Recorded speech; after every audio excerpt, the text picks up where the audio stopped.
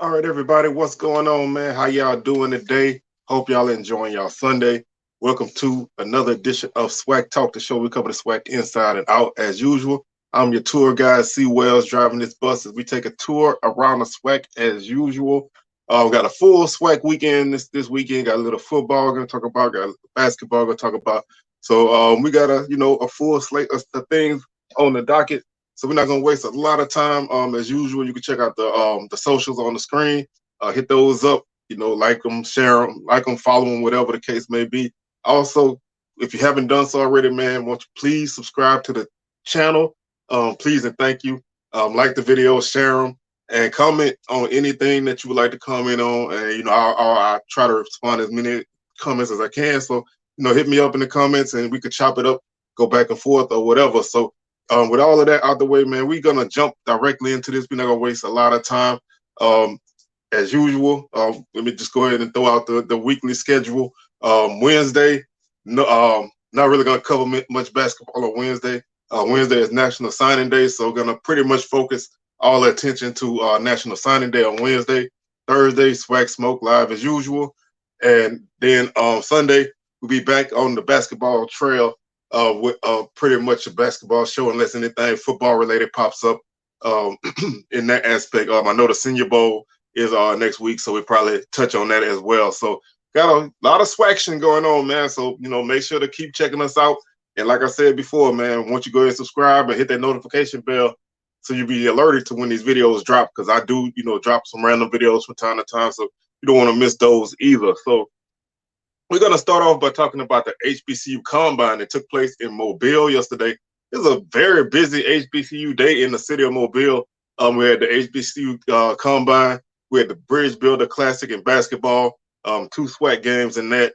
A lot of SWAC athletes here. So the SWAC was deep in Mobile yesterday. So salute to the city of Mobile for hosting everything going on in the SWAC this weekend. So just want to go ahead and jump this off. Like I said, this took place at the University of South Alabama. All 32 teams were represented from the NFL. They had scouts there. There were 39 prospects from various HBCUs, 39 prospects from 22 different schools. A lot of league execs were there, including the Vice President of Football Operations, Troy Vincent, and Director of Football Development, Kevin Booth. They helped lead this effort to put this on. The first combine was supposed to take place in Miami in 2020, but because of COVID and everything, it fell through. So they went ahead and got this one together. So hopefully this can be a yearly thing. I know a lot of people, kind of feel a certain way about, having an HBCU combine and a normal NFL combine, but limited spots don't allow for guys from everywhere to make it. This is a good opportunity for guys to kind of, come out and get the opportunity to play in front, opportunity to work out in front of scouts. That you still have your pro days and everything that can, help you out as well. So the more opportunities that guys get, that's even better, and then, some guys are still getting, more guys are getting invited to the NFL Combine in Indianapolis. So there's various opportunities, man. The push to get HBCU players into the NFL draft is ongoing. It's really huge right now. So it's important to take advantage of these opportunities, because as we've talked about in the last few weeks, exposure is here. A lot of things are changing in the landscape of SWAC football, HBCU sports in general. So, we have to be on the forefront of everything that takes place, even if it's something uncomfortable. Change is uncomfortable, and, we have to do things in real time on this channel and in life in general. So there's always going to be some uncomfortableness going on. But with this being said, got a few guys who got some information about. I don't have a lot of numbers on a lot of players yet. That stuff will probably come out a little bit later today. Few guys that were recognized by NFL.com as having good days. I'm just going to cover the SWAC guys. Ezra Gray, running back from Alabama State. He didn't have a really strong season this year, but because he was injured off and on. But he has tremendous speed. He's not a big guy. He's 5'7", I believe, but he has great speed. He put up some eye-popping numbers. He had a 10'3" broad jump. that was tied for the best in the day. He also posted 38.5-inch vertical. He didn't run the 40 because he had a tweaked hamstring in training, so he didn't do that. But he'll probably do that at a pro day. But I mean, we know he has great speed, especially for his size. He can catch the ball out the backfield and from the slot, and he can return kicks. He's a great kick returner. He has a couple kick return touchdowns in his career. So he's a guy. I'm not saying the level of player, but he's that Tariq Cohen, Tyreek Hill type of guy. That small, quick guy that can get the ball in the backfield, get the ball in the slide, get the ball on special teams. So he's a guy who may not get drafted. I mean, I'm not a draft expert, so I'm not going to even talk about where guys may be slotted. But he has opportunity to make some waves if he can get in a camp. The next guy we want to talk about from Florida A&M is Keenan Forbes. He's a guard, offensive guard. He really had he got a lot of attention. NFL former NFL general manager and NFL Network analyst Scott Pioli. He said he loves scouting offensive linemen. And Forbes was his favorite of the weekend. He said that he has loose hips. He bent well. He moved well. He changed directions well. He's clearly a guard from what he could see. So Forbes was a first-team HBCU All-American at right guard in both the seasons at Florida A&M. And he did not hurt his opportunities, getting that kind of attention from a former NFL scout and an NFL analyst. That helps a lot. They can see what he can do. And he's the type of guy that this kind of stuff is built for. Another guy whose name was really, heavy in the weekend was Marquise McClain from Southern. He put up a 10'2" broad jump. And he has great size. He has pretty good speed as well. He didn't have the best numbers, in his college career. I think he only caught 3 passes at Auburn before he came to Southern. He caught, I think, 40 passes in his two seasons at Southern, spring and fall. He did have, a couple of running touchdowns as well. So, he showed some versatility. I mean, he has really good size. He shows some good ability, but he's a guy who I think is going to help himself as well, getting his name out there and just kind of being made aware of who he is. Jared Garner from Valley is also a guy who really had a good day. Broad jump 9'2", 40 times 4.7, on 4.78 on one, 4.9 on the other. Shuttle 4 seconds, 4.2 seconds. 3-cone drill 7.2, 25 reps of 25 reps of 225 pounds on the bench press. He got quick twitch, fluid hips, bend, and acceleration through his position drill. So, Jared Garner's a guy that we know that really did well at Valley, and he had a really good day. He had probably one of the best days that anybody had there. D. Anderson also, was able to get out there and show what he can do.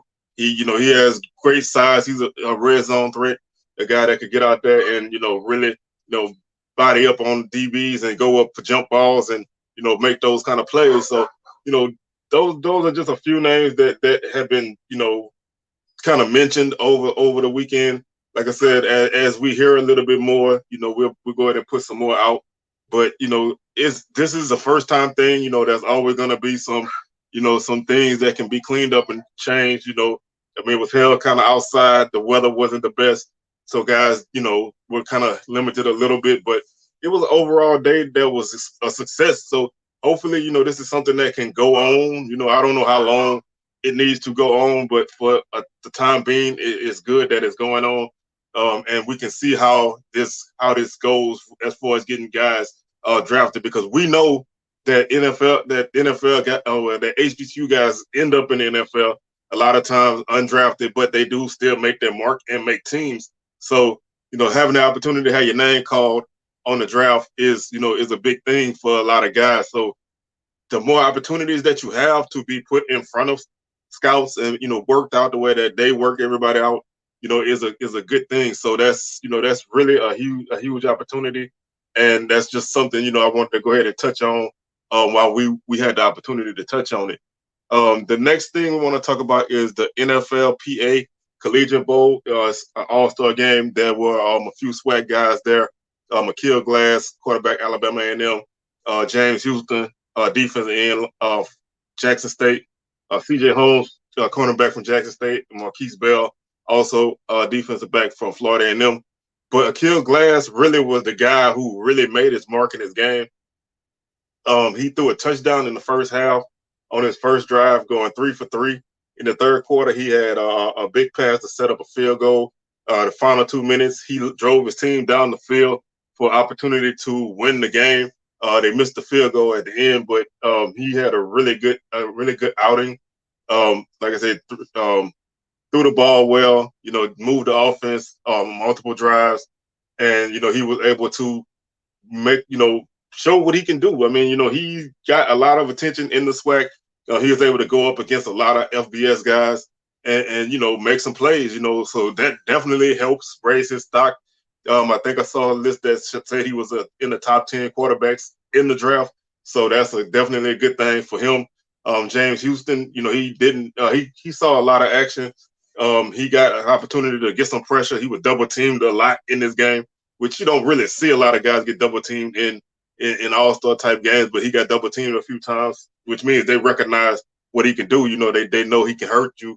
So he's a guy who I think should get a good opportunity. I mean, coming from Florida and JSU, really good seasons at both places.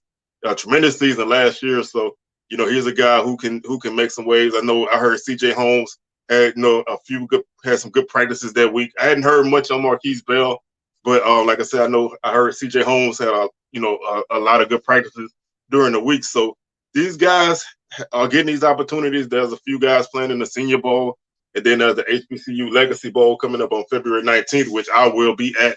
So there are more opportunities for guys, to be able to make themselves, known in the draft world, and just being able to go out and participate against FBS guys is a good thing. Being able to go out there and have some success lets guys know that these guys can play. It's not just you're putting up numbers in the SWAC and the SWAC doesn't have talent.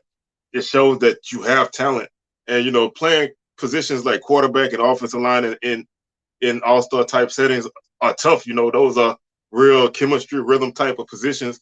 And, you're working with receivers that you don't really know. You're working alongside a guy on the line that you're not familiar with. You're blocking unfamiliar guys. And just to be able to go out there and, do well is just a good thing. So to me, this sets the stage for the future.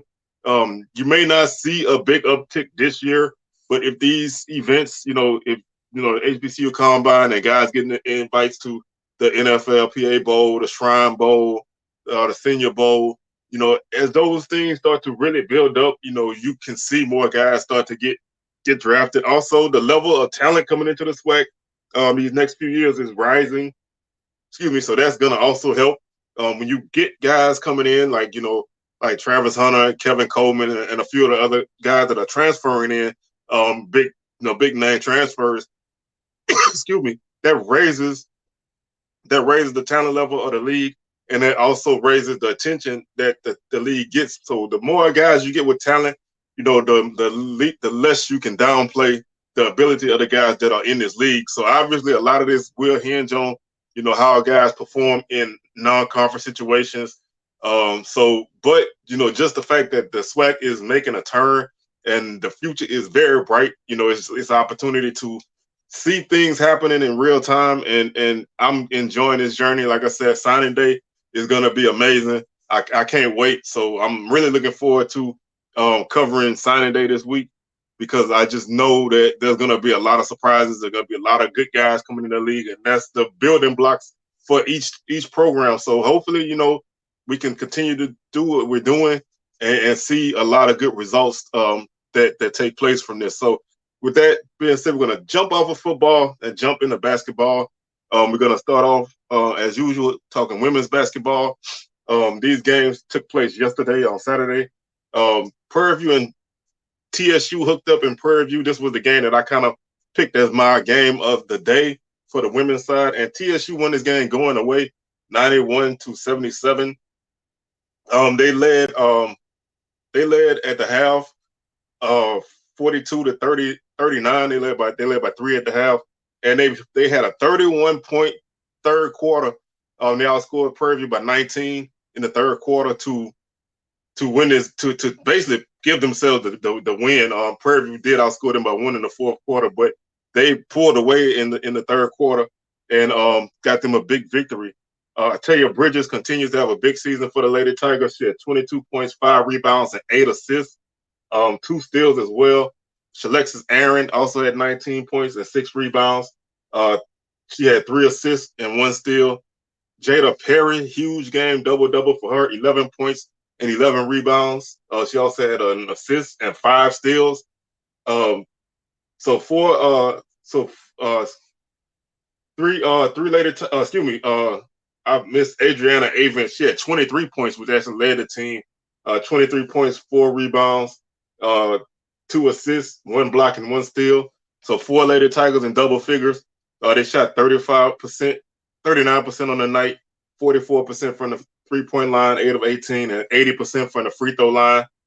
So a huge game for them. They had 42 rebounds on the night, 20 assists, 20 turnovers, 13 blocks and 3 blocks and 13 steals. Huge game. Prairie View was led by Diana Rosenthal and Kennedy Paul. They each had 18 points. Rosenthal had 3 rebounds and 4 assists. She also fouled out, and she had 7 turnovers. So kind of a rough night. 4 steals as well, but she was able to contribute. Kennedy Paul, 18 points, 4 rebounds, 3 steals. Prairie View had 40 rebounds on the night, 19 assists, 26 turnovers, 5 blocks, and 13 steals. They shot 41% on the night from the field, 26 from 3, 5 of 19, and 80% from the three-point line. From the free throw line, 20 of 25. This game had 7 ties and 3 lead changes. So it was a close game for stretches. But like I said, that third quarter for TSU really put things away for them and gave them a big victory on the road against their rival. So that's a huge feather in the cap that keeps them kind of in the mix of that mid-pack. I've been told that the league is taking all 12 teams to the tournament, so that kind of changes the way that you look at things. When they were doing 8 teams, that you wanted to be in that top 4, but now if they're taking 12, the top 4 should get a bye. So you still want to be in that top 4 and get a bye. So that's important. If that's how the tournament is going to operate. So top 4 is still important, but now it's because you get a bye into the next round instead of hosting the first round. So keeping yourself in that mix is a huge thing. And honestly, if you can keep yourself in that 2 and 3 seed, keep yourself away from Jackson State till later in the tournament. That goes a long way in helping you. Speaking of JSU, they actually had a battle against Grambling for a while. Grambling actually led this game at the half. They actually led this game at the half, and at least early, I think maybe tied at the half and led early in the third quarter. But Jackson State outscored them 15-8 in the third quarter and 24-16 in the fourth quarter to pick up an 81-68 victory. But Grambling really came to play. They pushed JSU in the way that JSU had not been pushed all SWAC season. So that was a good effort for Grambling. This team was, came into this game at 5-11 and 2-3 in conference. So they did not have a good record, but they pushed JSU. Justice Coleman, 18 points for Grambling, 1 assist, 1 steal. Alexis Hope, 16 points for Grambling. She had 4 rebounds and 3 assists. Ariel Williams also had 11 points for Grambling. Leah Morrow had 10 rebounds to lead Grambling. Grambling had 30 rebounds on the night, 12 assists, 19 turnovers, 1 block, and 5 steals. Shooting 35% from the field, 33% from the three-point line, and 86% from the free throw line. Amisha Williams, as usual, double-double, 23 and 11. She had 1 block and 1 steal, also had 1 assist. Kashana Luckett, 16 points, 14 points for Maya Crump. And Deja Woodard, 13 points and 10 rebounds. So she also had a double-double. Huge, like I said, 34 rebounds for them. They out-rebounded Grambling by 4. 19 assists, 17 turnovers, 8 blocks, and 6 steals. They shot 49% from the field, 29% from the three-point line, which is they have not really shot the ball tremendously well from three, but they are murderous in the paint. 80% from the free throw line, 20 or 25 on the night. Like I said, the Grambling was game. They really pushed JSU in this game. So, but JSU did what a great team does. They survived and they just, they took over in the second half. So they still won by double figures, not the 30, 40 point victory that they've been having, but they were able to withstand what Grambling gave them and get the W. Bethune-Cookman dropped a 81-64 score to Alabama State. 21 points for Tanya White for Bethune-Cookman and 17 points for Morgan Beecham to pace the Lady Wildcats. They had 25 rebounds, 13 assists, 19 turnovers, 2 blocks, and 14 steals. Shot 40% from the field, 21% from three, and 84% from the free throw line. Shamaya Ward led Alabama State with 20 points and 3 rebounds, 17 points for Ayana Emanuel, and 13 points for Taisha Rudolph. She also had 4 rebounds, which tied for a team high. They had 40 rebounds on the night, 26 assists, 22 turnovers, 3 blocks, and 10 steals. They shot 56% from the field, 37% from three, and 33% from the free throw line. So not a good free throw shooting night for the Lady Hornets, but they were able to really basically control this game. Bethune-Cookman did have a big second quarter to make the game close at half, but Alabama State actually pulled away in the second half, outscoring Bethune-Cookman 28-16 in the fourth quarter to seal that victory. Pine Bluff defeated Mississippi Valley by a score of 75-63. Pine Bluff had 4 scores in double figures, led by Zay Green with 17 points and 9 rebounds, also 7 assists. Huge game for her. 4 steals as well. Joyce Kennerson, 13 points, 1 assist, 1 rebound. She was 3 of 8 from the three-point line. To Kaylin Busby, she was 3 of 9 from the three-point line with 12 points. And Maya Pete, 7 points, 8 rebounds, 12 points for Sade Hudson. Also, to pace the Golden Lions, 49 rebounds for them, 13 assists, 19 turnovers, no blocks, and 9 steals.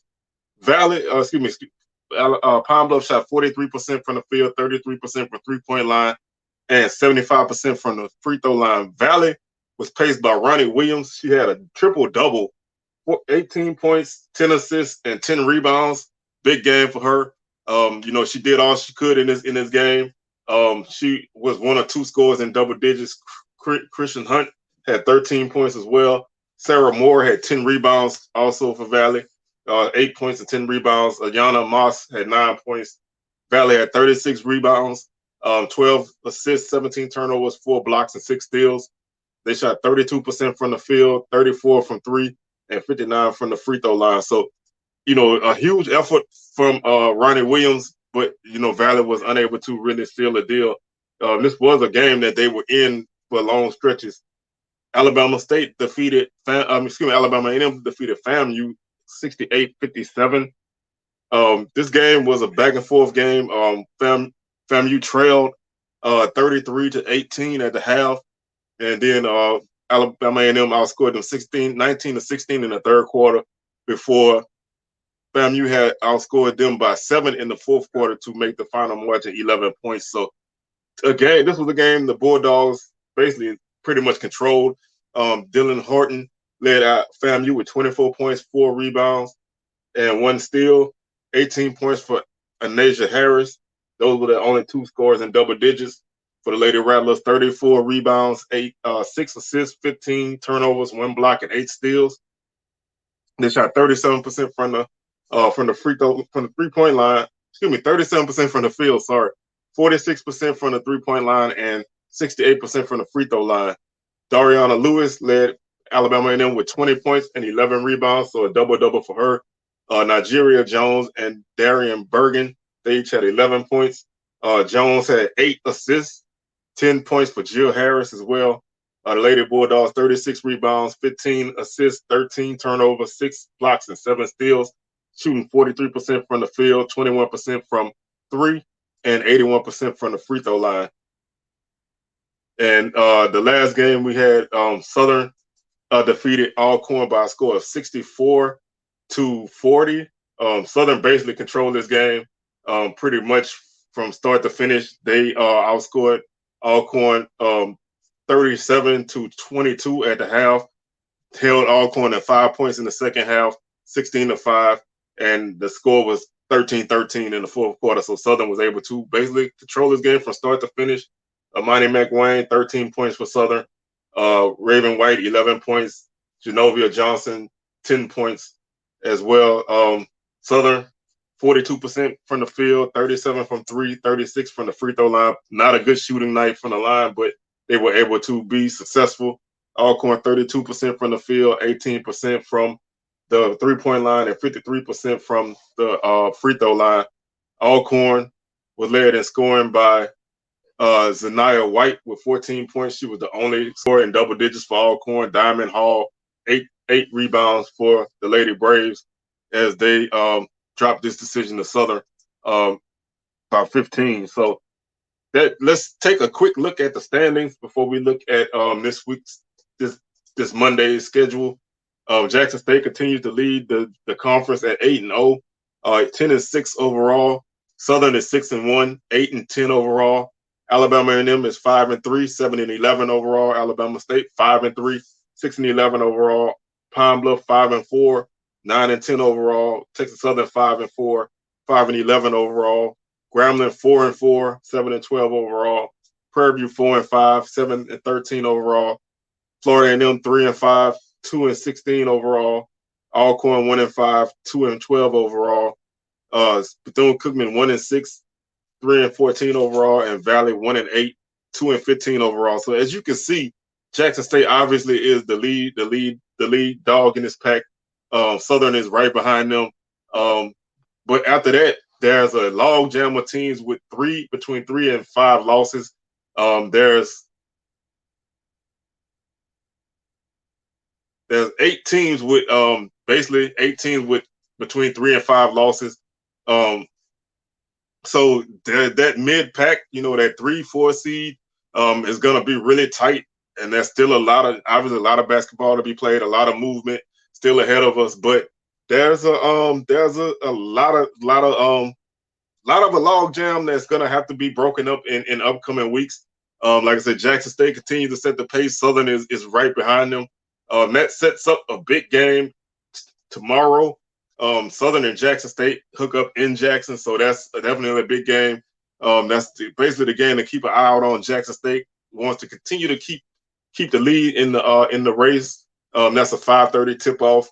The game can be heard on the JSU Sports Network. So that's the game of the week, really, and this is I think the only time that these two teams will face off before the tournament. So,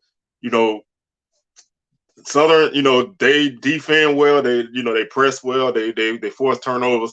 They're not the best shooting team. They're not the biggest team. They're not the strongest rebounding team, but they're very scrappy and they can score, but they're not consistent. Jackson State, obviously, we know is a team that's gonna beat you up on the boards. They're gonna hurt you inside. They're gonna overwhelm you with size and speed. They don't shoot the three very well, but they haven't really had to in conference play. So they're the team to beat, and they've been rolling over people. Grambling kept the game close this weekend, but if Southern can shoot the ball with any consistency, then they'll give themselves an opportunity to at least stay in this game. I don't know if they'll be able to pick up a W. It's tough to beat Jackson State, but if they can stay in it, they can keep themselves in that second place spot because they should be able to hold that spot for a while. As long as they don't drop too many unexpected games. Bethune-Cookman and Alabama A&M also play. They tip off at 3 o'clock on Monday. Alabama A&M's another team who's looking at that second, third place spot. They're playing really well. Dariana Lewis and DeJarrodJones are two young ladies that are playing very well for this team. So they have to play a Bethune-Cookman team that's scrappy. They don't have a lot of size. They also another team that don't shoot really well, but they can be dangerous. Although playing on the road is a little bit tougher in conference. Grambling and Alcorn are playing. Alcorn's coming off of that 2-game pause for COVID. So they're kind of, they haven't been playing really well before that pause, but now they're trying to get themselves back. So they're playing a Grambling team who was very, very scrappy against Jackson State. So they have a tough road ahead of them. That's also a 5:30 tip-off, and Alabama State and Florida A&M hook up in a 5:30 tip-off as well. Again, Alabama State's in that log jam. Florida A&M's not that far behind, but they have 5 losses right now in the conference race, but they're in it. They don't really have a lot of scores. Dylan Horton is a young lady that shoots the ball very well for them. She can get you 20 on any night, but they don't have a lot of help for her, and that's where they struggle. Alabama State's been a consistent team in the conference for quite some time, so you can definitely count on them to be in the mix as we round out this tournament. Like I said before, I've heard they're taking 12 teams to the tournament, so everybody's going to get to go. The top 4 seeds will get a bye, so that definitely you want to be in the top 4 to give yourself some wiggle room and not having to play early and win multiple games over multiple days to pick up a SWAC championship. So let's jump over to the men's side. We'll start off with Florida A&M picking up their 6th straight victory. They've been on a roll. Quietly, a lot of people not really talking about FAMU. Like I said, they've won 6 games in a row. They started off conference play 0-2. They don't really have a flashy team. They don't have a lot of guys that can, really hurt you. Excuse me. But MJ Randolph led them with 16 points. This is actually one of his few non-20-point games on the SWAC season. But he had 16 points, 4 rebounds, and 2 assists. DeJarrodJones, 13 points. And Johnny Brown had 14 points and 1 rebound. Bryce Morgan and Cameron Reeves had 7 rebounds to lead the team. FAMU had 35 rebounds on the night, 13 assists, 16 turnovers, 1 block, and 2 steals. They shot 52% from the free throw line, 50% from the field. 52% from the field, 50% from the 3-point line, and 72% from the free throw line. That's actually one of their best 3-point shooting nights. They've been really struggling from 3, but to go 5 or 10 from 3 on the road was definitely a big thing. And that basically was the difference in this game. The score was tied at 30 at the half. They outscored Alabama and them by 5 in the second half to win this game. The Bulldogs were paced by Jalen Johnson with 26 points and 3 rebounds. Garrett Hicks, 18 points and 3 rebounds as well. Their leading rebounder was Dalen Smith with 5 rebounds. They had 23 rebounds on the night. They were out-rebounded by 12. 15 assists, 14 turnovers, 1 block, and 10 steals. They shot 42% from the field, 38 from 3, and 47 from the free throw line. So that's the difference in this game. They were 8 of 17 from free throw line. They lost by 5. Like I said, you can shoot better. You probably give yourself a better opportunity to win, but they didn't. So FAMU picked up their 6th straight victory. Pine Bluff defeated Valley 74-68. Valley led this game by 5 at the half. Pine Bluff outscored them by 11 in the second half to win by 6. Big victory for Pine Bluff as they keep themselves out of the cellar. Valley continues to drop close games. This team is young, man. They're really young. They don't really know how to win. They can score, but they don't know how to win yet. So if they can figure that out, they'll be dangerous in later in the season, in February and March. Sean Williams made his return. He missed a few games for Pine Bluff. He came back with 26 points, 4 rebounds, 2 assists. He was 4 of 8 from the 3-point line. Kylan Milton had 10 points, and Daquan Morris had 18 points to pace the Golden Lions. They had 30 rebounds, 8 assists, 8 turnovers, 3 blocks, and 4 steals. They shot 50% from the field, 26 from 3, 4 of 15, and 66% from the 3-point line, from the free throw line, 16 of 24. Valley was led by Caleb Hunter with 14 points, 2 rebounds, and 4 assists. He was really a solid force for them. Kadar Waller had 13 points, 4 rebounds, and 3 assists. 11 points and 12 rebounds for Gary Grant. So he had a double-double. Also 11 points for Devin Gordon. Valley had 36 rebounds, 12 assists, 8 turnovers, no blocks, and 4 steals. They shot 42% from the field, only 12% from the 3-point line. They were 0 for 8 in the first half, 2 of 8 in the second half, and 81% from the free throw line. So Valley An uncharacteristic night shooting the three, especially at home. They have a team that shoots the three fairly well. They didn't do that in this game, and they let a lead slip against Pine Bluff and drop a really tough decision between two teams that are battling it out for that bottom portion of the standings. Alcorn defeated Southern 68-64. Alcorn led this game by 15 points in the second half. They led by 11 at half, 30-19. Southern, with their defensive pressure, were able to get themselves back into this game. They took a 1-point lead. Alcorn was able to regain the lead and hold Southern off to win by 4. Southern outscored Alcorn by 7 in the second half, but not enough.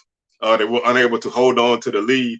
To me, one of the key things that held Southern back was the leading scorer, Tyrone Lyons. He had 6 points on the night. He had foul trouble. He had four fouls on the night. He had 6 points and 3 rebounds.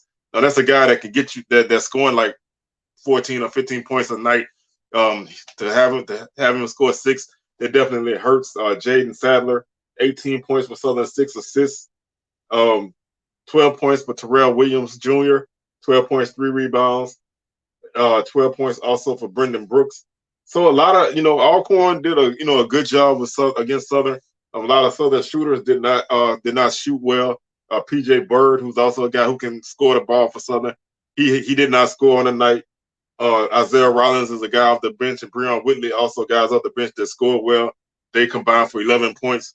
So really, Southern just did not, get it done against Alcorn. Alcorn controlled it, but the second half they made a run. They just could not hold on. 23 rebounds for Southern, 11 assists, 15 turnovers, 4 blocks, and 6 steals. Southern's a team that thrives off of turnovers and steals, and they didn't get a lot of that, which really, kind of hampered them. They did shoot 50% from the field, 40% from the three-point line, and 57% from the free throw line. They were 4 of 7 from the free throw line. No free throw attempts in the first half, 7 in the second half. You go to the line minimal times, you just not really going to keep yourself in a game, especially a game that's tight like this. Alcorn, on the other hand, they were led by Keandre Montgomery with 15 points. He was also 3 of 6 from three-point line. Dominic Bruton, 11 points. Otis Walker and Byron Joshua each had 10 points. Justin Thomas and Lionel Henry, Alcorn's 2 leading scorers, they combined for 12 points. So nobody's big dog really got it done. This was honestly a game that was won by other guys from Alcorn. So they were able to survive this game. They had 34 rebounds, out-rebounded Southern by 11. They had 7 assists, 16 turnovers, 2 blocks, and 3 steals.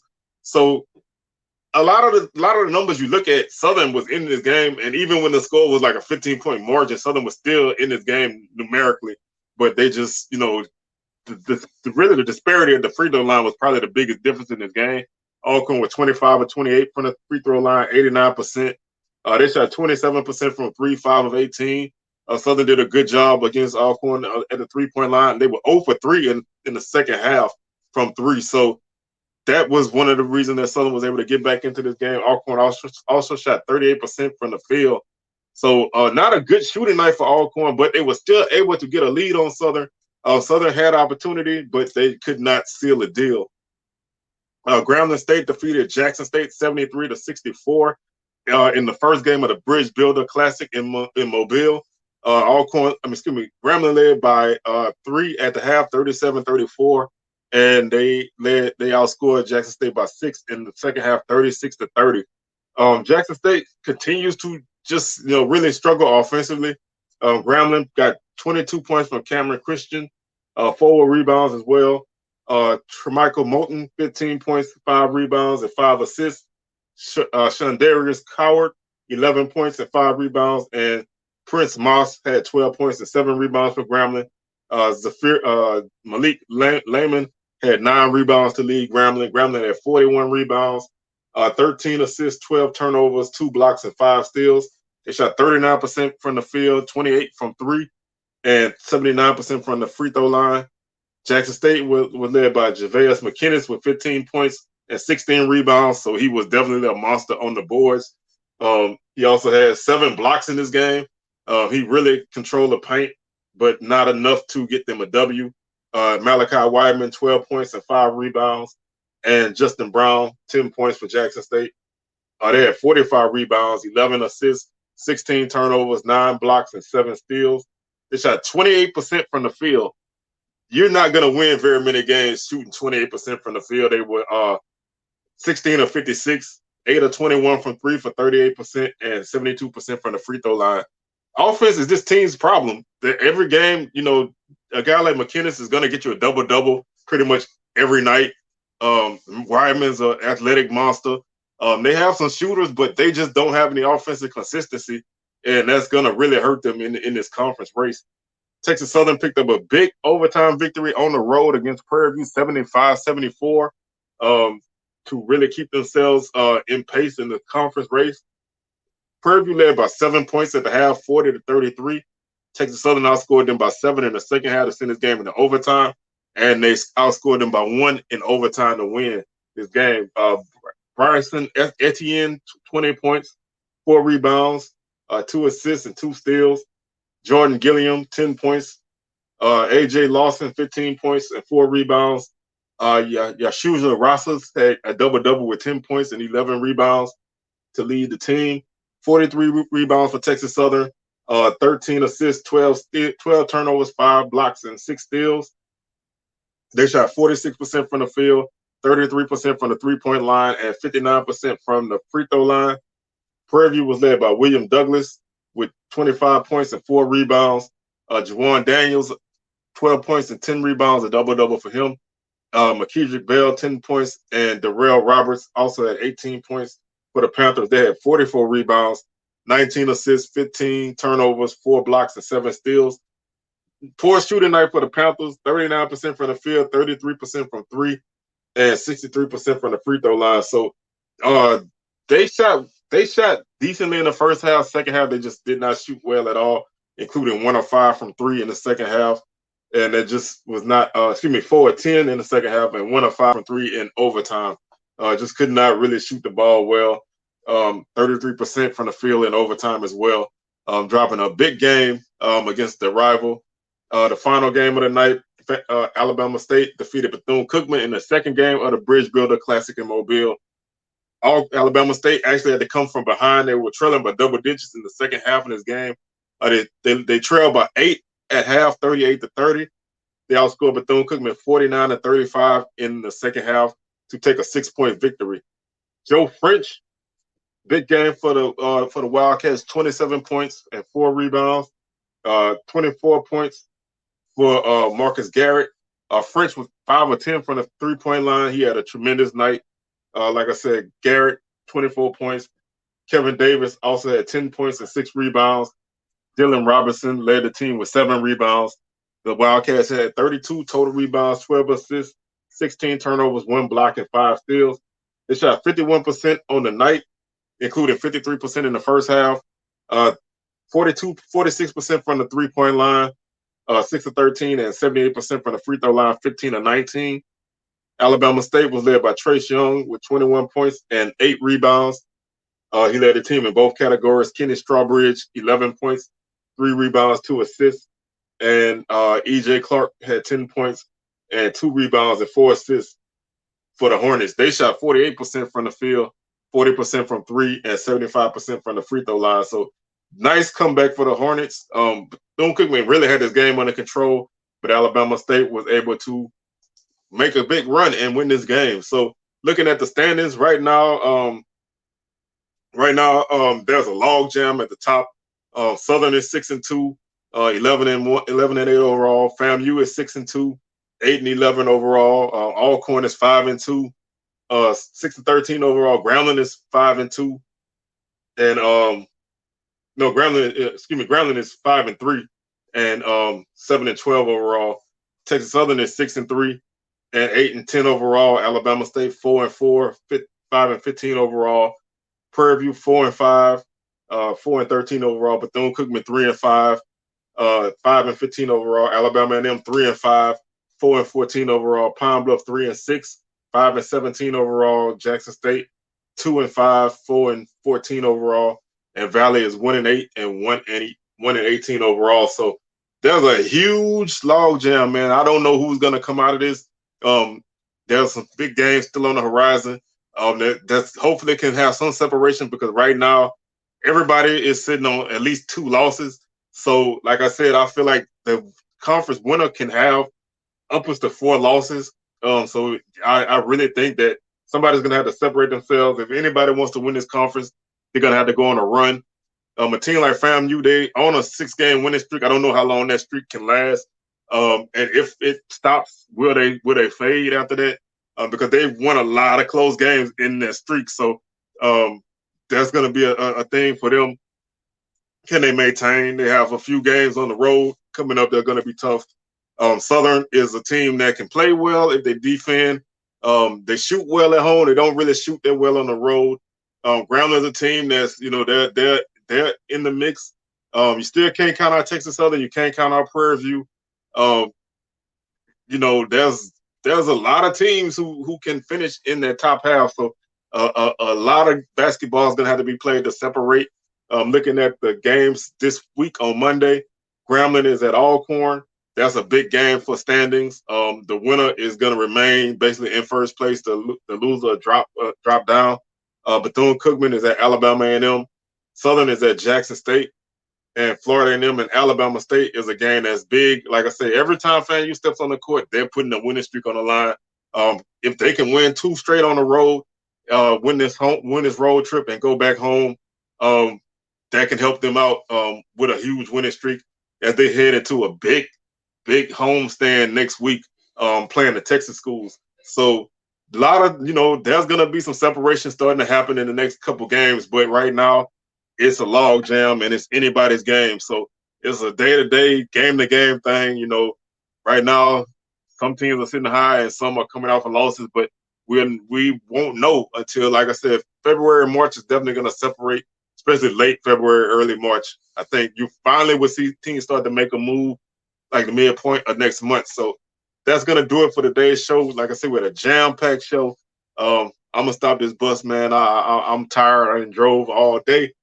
From Mobile to Texas, back to Huntsville, all over the SWAC. We've been all around Edabina, everywhere. We've just been around. So that's it for me, man. Like I said, Wednesday, signing day, special. Gonna talk only football really on signing day. Might talk a little bit of basketball, but really all football. Thursday, SWAC Smoke live, 6 p.m. Central, 7 p.m. Eastern. And Sunday, back to basketball. Gonna recap the Saturday games from next week and talk about the Monday games that come up. So with that being said, if you look at the screen, you're gonna see a button that says subscribe. So if you haven't done so already, man, won't you please go ahead and hit that subscribe button and then hit that notification bell while you're here. So like the videos and share them, man. Do that whole thing, take care of that business for me. I appreciate y'all, man. Thank you for the love and support y'all been showing. With that being said, I'm out of here. Y'all enjoy y'all Sunday, and I'll holler at y'all on the rebound. Peace.